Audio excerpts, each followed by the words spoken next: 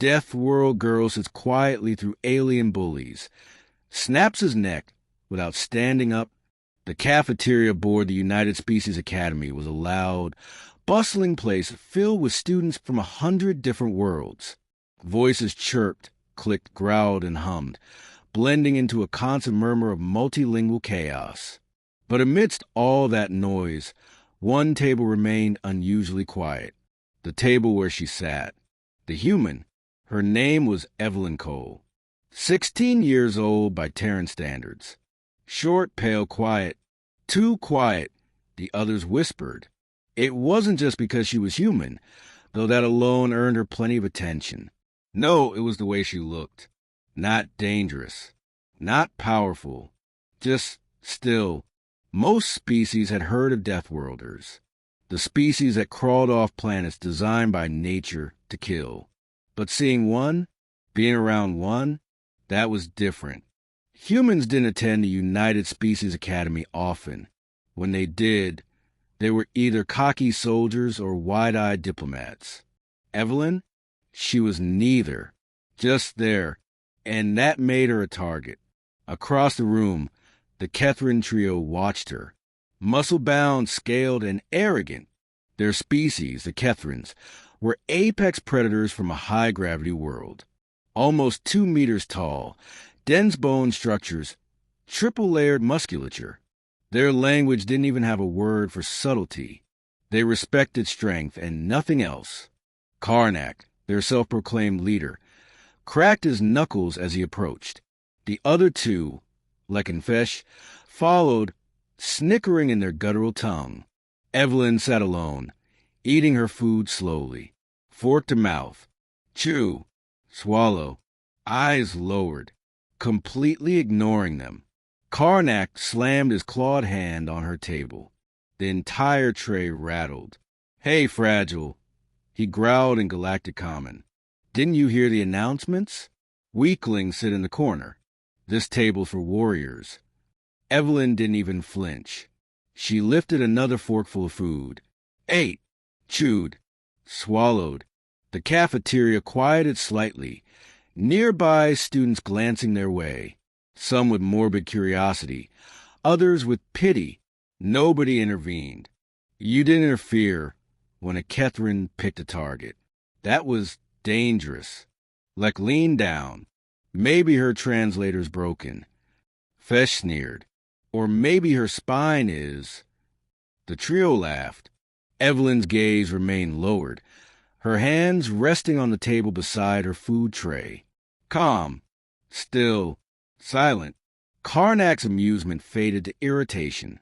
"I'm talking to you, Deathworlder. Or are the stories about your kind lies supposed to be dangerous, but you sit here like prey?" Evelyn slowly lifted her eyes. Ice blue, expressionless, a glacier behind glass. "Are you finished?" she asked softly. Karnak grinned. Not even close. Before anyone could react, his hand shot forward, claws aiming for her shoulder. Whether to shove, grab, or rip was unclear, but his hand never reached her. There was a sound, a sickening wet crack, a blur of motion, so fast most couldn't process it. Karnak's arm dangled uselessly at his side, elbow bent the wrong way, bone pushing visibly against his scale flesh. His mouth open in confusion, but no words came. Evelyn hadn't stood, hadn't moved from her seat. Really, one hand still rested on the table. The other had twisted his limb apart in a fraction of a second. Karnak staggered back, shock etched across his reptilian face. Lek and Fesh froze, eyes wide, instincts warring with arrogance. But it wasn't over. Evelyn's hand darted forward again. This time it wasn't his arm. Her fingers found his throat, gripped beneath the chin, and with casual, terrifying precision, snapped his neck sideways. The sound echoed through the cafeteria, like a gunshot. Karnak's body hit the floor in a heap. Silence. Lek and Fesh stared at their fallen leader, mouths agape, disbelief plastered across their faces. Around them, the entire cafeteria had gone still. Even the servers stopped mid-motion. Conversations died mid-sentence. The only sound was the quiet hum of machinery. Evelyn adjusted her posture. She still hadn't stood up. She took another bite of her food, chewing thoughtfully as though nothing had happened. Lek took a shaky step forward. "Why you killed him?" Evelyn swallowed. "His spinal cord is intact. He'll wake up. Eventually." She tilted her head slightly, her voice still calm. "But if you want to follow him to the floor, feel free." Fesh's jaw clenched. For a moment, it looked like they might charge. But something primal, something ancient told him to stop, to look closer, to realize what had just happened. She didn't need to stand, didn't need to posture. Deathworlders didn't bluff. Lek grabbed Fesh's arm. We should get him to medical."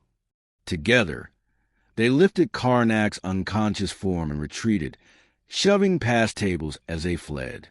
The other students stared in stunned silence, whispers rippling through the room like static. Evelyn finished her meal. She wiped her mouth with a napkin, stood gracefully, and carried her tray to the disposal chute. As she walked past the crowd, they parted for her without a word, some with fear, others with newfound respect. The rumors spread like wildfire. By evening, everyone knew the Deathworld girl didn't bark, didn't boast, didn't threaten. She just snapped his neck without standing up, and that, everyone realized, was far more terrifying than words ever could be.